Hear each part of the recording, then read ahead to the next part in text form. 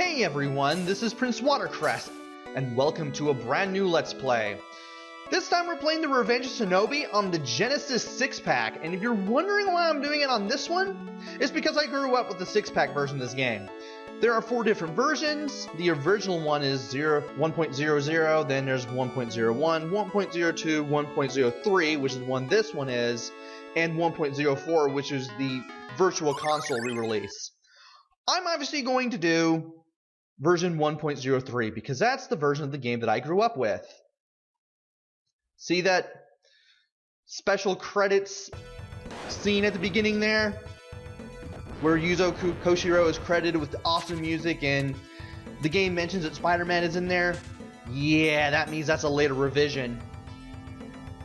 But enough about all that, it's time to play The Revenge of Shinobi. Great game! But this game can drive you nuts. I'm going to go to the options real quick. I'm going to keep the difficulty on normal and the number of shurikens that I start with at 50. There are 4 control types, but I'm going to stick to type 1, where A lets you use your ninjutsu, B lets you attack in the form of throwing shurikens, and C lets you jump. And then you get kicked back to that first screen, and then from there you're going to have to keep pressing start until you finally start the game. Time for round 1. You can move left and right by pressing and holding left and right on the control pad. Down left and down right lets you do a duck walk, down lets you crouch. Enemies here are simple enough. The ninjas will flip back and forth whenever you get close to them. And if you do get a certain distance away from them, they will throw shurikens at you. If you're too far away, they won't do it at all. And you also have these samurai enemies. You want to duck down and wait for them to get close. And when they start slashing at you with the sword, which thankfully won't hurt you as long as you're standing still, you can just duck down and hit them twice. Once if you have the POW symbol collected. We're collecting quite a bit of power up from the boxes. The little icon with the 1 shuriken on it gives you 5 shurikens. The double shuriken icon gives you 20. The POW icon obviously powers up your attack and also acts as a free hit. Watch out for those dogs. They do go towards you. They do dive at you if you get too close. You also have small hearts that refill a little bit of your health and large hearts that refill basically all of it. And of course you have the bombs, which will explode if you run into them or if you're near the explosion or run into the explosion. First section is pretty simple.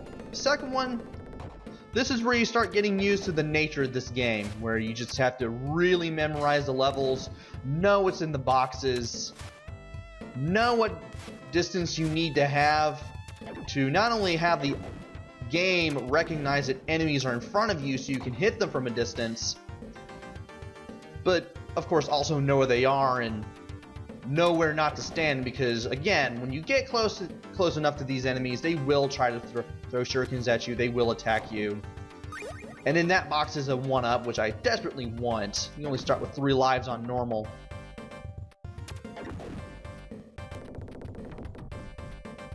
And yeah, level of memorization is really heavy in this game. All I can really tell you to get better at this game is, well, get better. I mean, there's no other way I can really explain it. And by ducking down there, once I made it all the way to the deck of that second pagoda there, I guess you could call whatever you could call that building is, that samurai shows up from the left, and if you duck down, the samurai will leave himself vulnerable. When you go down here from standing on the stone switch at the very end, you manage to open a way up to this little tunnel here. And you basically want to do what I did. Just jump to the right when you get to those little bamboos on the floor and ceiling there midway. And then you want to stand here and avoid the shurikens accordingly as you take down those ninjas. Basically, this whole video is pretty much monkey see, monkey do. I am going to take hits a few times. That's kind of to be expected. And I believe if you go far enough here, you'll get a samurai to pop up. And there he is. By ducking down, we can hit him.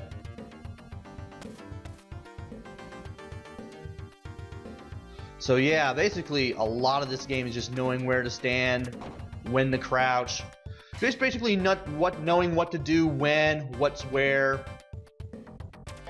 It's just a lot of level memorization. And that is the end of the second section. Now it's time for the boss. You want to take short hops towards this guy and try not to get hit by the sword. I managed to take a couple of dumb hits here, trying to jump just low enough and close enough to this guy so that he not only swings the sword, but I can get him to swing the sword at me and then get back as he does it without getting hit. When he has his sword down, you want to hit this guy in the head with a shuriken. And when you get this guy to around light purple, like right here, that's when you pause the game and you can use left and right to select your 4 ninjutsus. I'm going to select Jutsu of Karyu, which allows me to do a screen clearing attack. This doesn't kill bosses outright, but it does deal multiple hits. And we had enough damage to deal to make this guy explode. And that is it for round 1. Join me next time where I go through round 2. Until then, this is PrinceWatercress. Take care, stay safe, and thanks for watching!